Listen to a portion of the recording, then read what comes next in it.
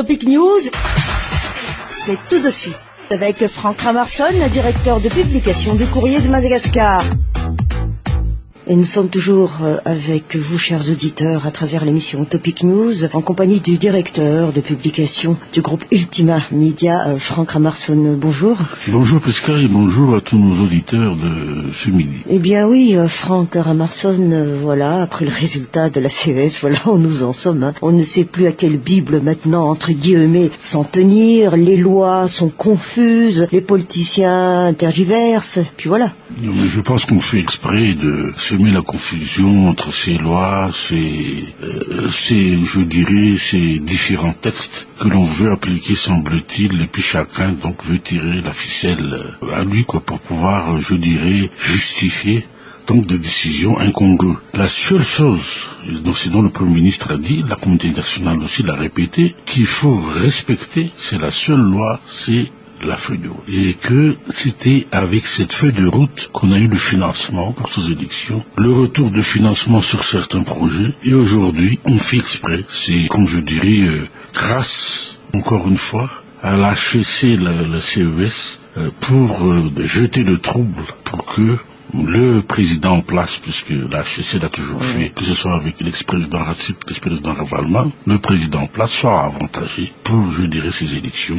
Donc, c'est-à-dire le président Radzuel. Vous voulez dire par là que ces trois jugules? Bien entendu, puisque tous les membres de la HEC, et surtout de la CES, sont tous des membres issus de leur régime respectif et qui ont été inamovibles jusqu'à maintenant. Le comble dans tout ce que la CES expliquait concernant les candidatures, par exemple, de Diratir et alors Valman, comme disait le président Ratsir, comme quoi ils n'ont fait que juger sur pièce ce qu'ils ont vu, tout en sachant que toutes ces personnes-là ont tous résidé à l'extérieur. Pourquoi en 2006, ces mêmes personnes, la HEC, donc la plupart, donc sont membres de la CES, ont refusé la candidature de Pierre Rosenarfeld. Il ne faut pas oublier l'histoire, quoi. C'est ce que vous voulez dire. C'est ce que je veux dire, et c'est ce que je veux peut-être rappeler à la classe politique malgache. Parce que quand j'ai vu la prestation du président Didier Ratsir sur TV+, mais là, quand même, j'ai vu qu'on a abusé quand même de l'ignorance de l'histoire politique malgache et qu'il en a, fait des choux gras pour pouvoir raconter ce qu'il veut. Et que moi, maintenant, je commence à comprendre pourquoi les Ravalman, les Radzuel ont des réactions similaires à leurs aînés, c'est-à-dire mentir et manipuler l'opinion publique. Pour arriver à quoi, Franck Ramarson, là où nous en sommes? Pour rester au pouvoir. Oui, mais bon, alors, élection parlant, 24 juillet, oui ou non? 24 juillet, donc, la communauté nationale a décidé de pousser jusqu'au bout avec le gouvernement la tenue de ces élections. Maintenant, je vais vous dire une chose, c'est que la communauté nationale a émis beaucoup de messages à l'endroit de M. André Radzuel, qu'elle désapprouvait totalement sa candidature parce qu'il a encore failli à sa parole, il a rompu donc les accords qu'il a voulu bien, ratifier quelque part. Et là, quand même, comme je vous dis, que tout est manipulation de la part du président de la transition, c'est que je pense qu'il a déjà préparé sa candidature par rapport à un voyage au Vatican. On l'a fait croire qu'il a eu la bénédiction du pape. Il voulait rester quelques jours à Paris pour, en termes de communication, jouer sur cette présence en terre française et faire croire à la population malgache que le gouvernement français le soutient. Malheureusement, ce qui devait arriver arriva. Le gouvernement sur Hollande n'est pas celui de M. Guéant, de Sarkozy, qui étaient les amis de M. Radzuel. Et là, maintenant, je pense, la confiance ne règne plus envers M. Radzuel de la part de la communauté, et je pense qu'il est vraiment soupçonné par beaucoup d'être derrière ces confusions de textes contradictoires, bien entendu, et que donc il veut faire jouer à son avantage en demandant dès maintenant la démission des chefs d'institution, des membres du gouvernement qui sont candidats. Et en parallèle, on demande aussi la démission de la CES, quoi, des membres de la CES pour ce poste.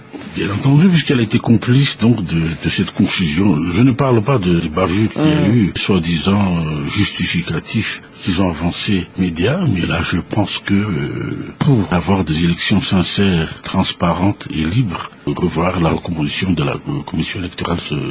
Faire une retouche, cela s'appelle? Cela s'appelle revisiter les membres et puis peut-être les remplacer. Mais par quels moyens? Donc c'est là qu'il faut que tout le monde penche sur ce dossier, parce que il ne faut pas non plus jouer sur les arguties juridiques pour justifier l'injustifiable. Et que, comme je vous ai dit tout à l'heure, la HCC, la CES ont toujours été les instruments du président en place. Qu'il soit. Qu'il soit. Et c'est pour ça peut-être que Didier Rattierre a fait savoir que s'il se lance dans les élections, justement pour revoir après la Constitution pour qu'on puisse avancer. Lui voudrait que le président, les anciens présidents soient membres de droit de la Haute Cour constitutionnelle. Donc c'est ce qu'il a avancé. Donc moi je ne présage pas de ce qu'il veut avancer comme solution, mais en tout cas pour moi, les 3 anciens présidents, plus le président Zaffelberg, ne veulent pas réellement de ces élections, mais veulent tout simplement détourner l'attention du public pour qu'ils arrivent à instaurer leur transition bis.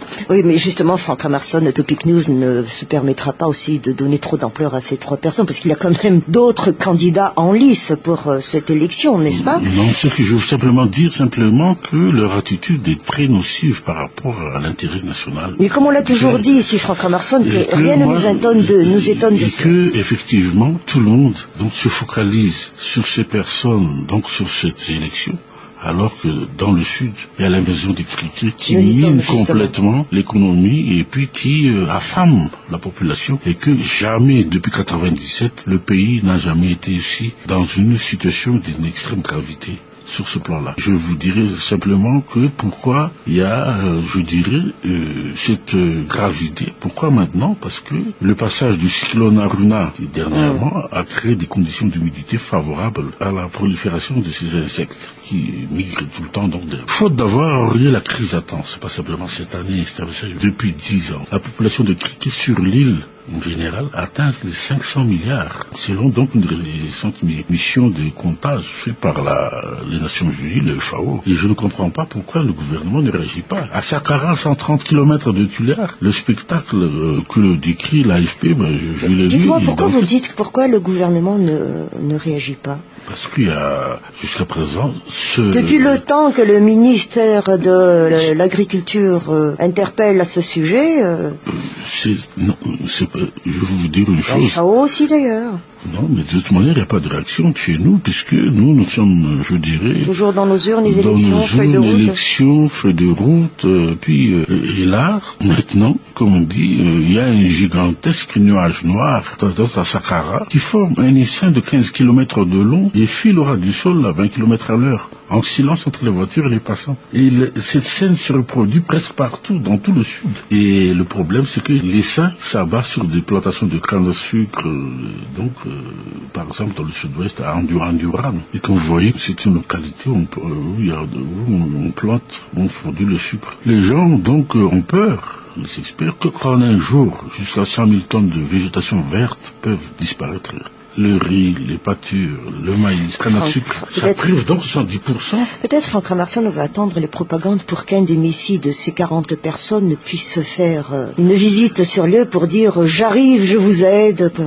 Votez pour moi, je serai là pour vous. Je pense que c'est un problème qui est profond, qu'on ne peut pas résoudre à court terme pendant les propagandes. Et comme vous dites simplement, là il faut quand même les autorités, dont les experts étaient sur place en fin avril, estiment que la sécurité alimentaire et nutritionnelle de plus de la moitié des 22 millions de Malgaches est menacée. Et en fin de compte, donc, quand on compare cette situation en 97, date de la dernière grande invasion Criden qui a coûté 60 millions de dollars. En ce temps-là.